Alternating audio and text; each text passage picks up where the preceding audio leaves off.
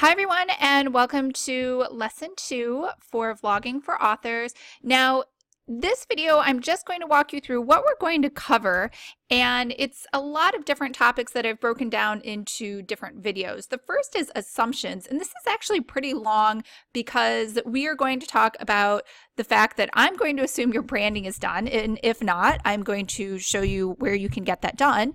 And this is your brand as a whole. It's not talking about branding specifically for videos.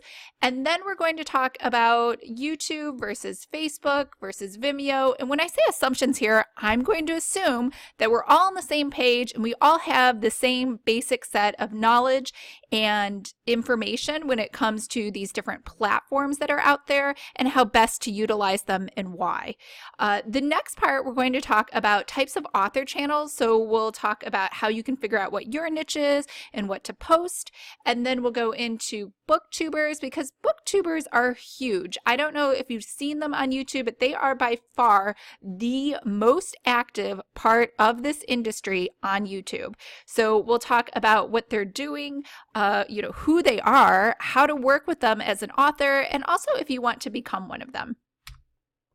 Next, we're going to talk about what publishers are doing and what you can do to copy, maybe best practices, and then we'll jump right into tutorials. So number 5 and number 6 are completely dedicated to just how do you create channel art, how do you do social media icons, and again, if you have already set up your YouTube channel, you probably can skip those, so don't worry, they're all separate tutorials and videos.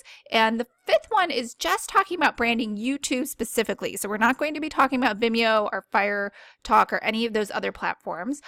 Number 6, we are talking about videos in general, so it doesn't matter where you post your videos. We're going to talk about doing intros, outros, watermarks, and thumbnails. And if you've never heard of any of these, don't worry about it. I will walk you through from beginning to end. All right, that is pretty much it. Now, the first one, assumptions, which is next. I don't think you want to miss that. I have a lot of great information. I'm sharing a ton of examples of people who are just killing it on YouTube and some best practices I think you can start taking advantage of. All right, I will see you in the next lesson where we are going to talk about just that, assumptions.